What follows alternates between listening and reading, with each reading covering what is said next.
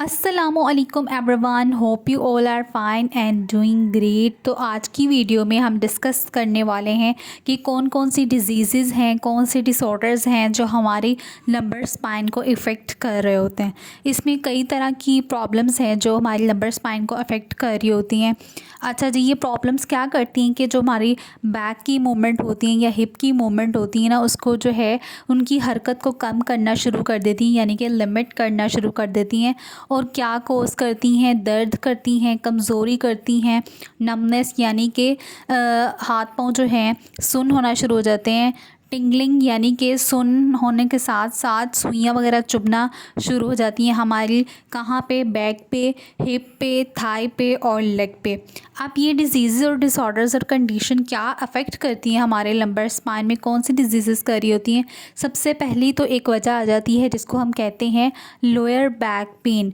Lower back pain क्या है, एक कॉमन जो है सिम्टम है और ये क्या करता है, डिफरेंट इंजरीज़ कॉज करना शुरू कर देता है। और एक ये मेडिकल कंडीशन है, इसका जो कॉज होता है वो क्या होना शुरू हो जाता है, डीजनरेटिव कंडीशन आना शुरू हो जाती हैं, जैसे कि ओस्टियो आर्थराइटिस जो है वो होना शुरू हो जाता है, एनकोलोजिंग स्पॉन्डाइलाइटिस होना शुरू हो जाता है, स्पाइनल स्टीनोसिस होना शुरू हो जाता है, हर्निएटेड डिस्क होना शुरू हो जाती है, पिंच्ड नर्व्स होना शुरू हो जाती है, बैक का स्ट्रेन और स्प्रेन आना शुरू हो जाता है, स्पाइनल फ्रैक्चर्स होना शुरू हो जाते हैं, उसके बाद ट्यूमर्स होना शुरू हो जाते हैं, सिस्ट बनना शुरू हो जाती है, बोनी स्पर्स निकल आते हैं और स्पॉन्डोलाइथिसिस होना शुरू हो जाता है। उसके बाद आ जाती है एक कंडीशन जिसको हम कहते हैं लंबर स्टेनोसिस। तो हम बात करते हैं कि लंबर स्टेनोसिस होती क्या है।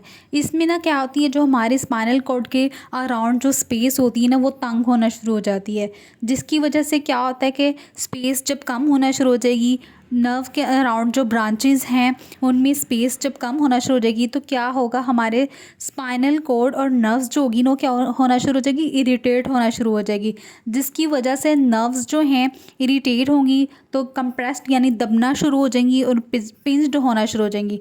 इसकी वजह से कौन से सिम्टम आएंगे लंबर स्टेनोसिस से, क्या होना शुरू हो जाएगी, पेन है, नमनेस है, वीकनेस आना शुरू हो जाएगी हमारे लेग्स के अंदर भी, ग्रॉइन में भी, हिप्स में भी, बटॉक्स में भी और लोअर बैक में भी।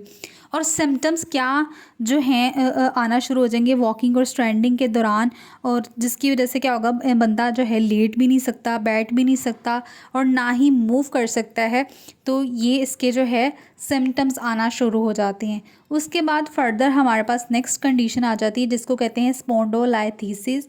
ये एक ऐसी कंडीशन है जिसमें क्या होता है कि लंबर वर्टेब्रा जो होता है ना अपनी जगह से स्लिप कर जाता है, जिसकी वजह से क्या होना शुरू हो जाता है, प्रेशर आना शुरू हो जाता है नर्व पे। क्या कोस करता है, लोअर बैक पेन करेगा और लेग पेन आना शुरू हो जाएगी। फिर आगे फर्दर एक कंडीशन आ जाती है जिसको हम कहते हैं वर्टिब्रल कॉम्प्रेक्शन फ्रैक्चर। इससे क्या होता है, ये फ्रैक्चर होता है बोन्स का, जो हमारी हड्डियाँ होती हैं ना स्पाइन के अंदर, वहाँ पे फ्रैक्चर आ जाता है, जिसकी वजह से क्या आना शुरू हो जाता है, कंप्रेशन। रिजल्ट क्या होता है उसका, कंप्रेशन होना शुरू हो जाता है। और ये क्या होता है कि कोई माइनर ट्रॉमा हुआ पर्सन को या कोई ऑस्टियोपोरोसिस की कंडीशन हुई तो ये उसमें होता है। अच्छा जी, इसमें क्या होता है, ये एक ऐसा फ्रैक्चर है या डिसलोकेशन है जो क्या कोस करेगा, ट्यूमर हमारी स्पाइन के अंदर। उसके बाद फर्दर एक कंडीशन आ जाती है जिसको हम कहते हैं शियाटिका। शियाटिका क्या होती है, लंबर रेडिकुलोपैथी भी इसको कहते हैं। ये नर्व की पेन होती है और इसमें क्या आना शुरू होता है, इंजरी या इरिटेशन आना शुरू हो जाती है हमारी शियाटिक नर्व के अंदर। जो नर्व जो है ना ये कहाँ से रन कर रही होती है, हिप से, बटॉक से एंड जो है ना लेग के नीचे से जो है ना ये नर्व जो होती है रन कर रही होती है और हमारे फुट तक एंड कर रही होती है, जिसकी वजह से क्या कौन कौन से मसाइल या कॉजेज आना शुरू हो जाती है, हर्निएटेड डिस्क होना शुरू हो जाती है, स्पॉन्डोलाइथिसिस होना शुरू हो जाता है, ऑस्टियो आर्थराइटिस या ट्रॉमा होना शुरू हो जाता है हमारी स्पाइन पे या नर्व पे, ट्यूमर होना शुरू हो जाता है हमारे स्पाइनल कैनाल पे, पिरीफॉर्मिस सिंड्रोम भी इसको हम कह सकते हैं, और कोडा इक्वाइना सिंड्रोम जो है वो भी होना स्टार्ट हो जाता है। शियाटिका जो होती है ना ये, इसमें क्या होता है, नर्व कंप्रेशन सिंड्रोम भी इसको कहते हैं। फर्दर एक हमारे पास नेक्स्ट डिजीज़ आ जाती है जिसको हम कहते हैं हर्निएटेड डिस्क। जिस हर्निएटेड डिस्क में क्या होता है, कंप्रेशन होना शुरू हो जाता है या टॉन होना शुरू हो जाती है हमारी वर्टिब्रल डिस्क पे, और जो उसके कुशन है ना हमारे वर्टिब्रा के दरमियान, वहाँ पे क्या होना जो है, कंप्रेशन वर्टिब्रल डिस्क पे आना शुरू हो जाता है, जिससे क्या होती है, हमारी बैक पेन होना स्टार्ट हो जाती है, टिंगलिंग या नमनेस की जो है सिम्टम्स आने लग जाती हैं, और फीट और मसल वीकनेस भी आने लग जाती है। फर्दर एक कंडीशन आ जाती है जिसको हम कहते हैं लंबर लॉर्डोसिस और स्वे बैक। लंबर लॉर्डोसिस क्या होती है, इसमें क्या होता है, कर्व हमारी जो है ना लोअर बैक पे आना बनना स्टार्ट हो जाती है।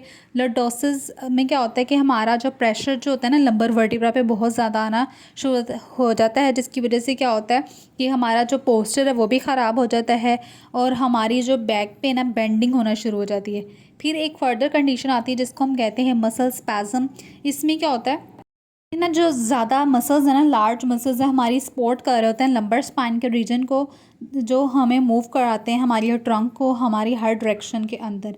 अच्छा जी, ये मसल जब स्पैज़म में चला जाएगा या स्ट्रेन में चला जाएगा तो क्या होना शुरू हो जाएगी, ऑब्वियस बात है लोअर बैक पेन स्टार्ट होना शुरू हो जाएगी। फिर एक फर्दर कंडीशन आती है जिसको हम कहते हैं डीजनरेटिव डिस्क डिजीज़। इसमें क्या होता है कि लंबर डीजनरेटिव डिस्क डिजीज़ तब होती है जब डिस्क के अंदर जो है ना लंबर स्पाइन जब वियर डाउन कर जाती है और इसमें स्पेस भी कम होना शुरू हो जाती है हमारे वर्टिब्रा के दरमियान, और स्पाइनल नर्व्स पिंच होने शुरू हो जाती हैं, बैक पेन होना स्टार्ट हो जाती है।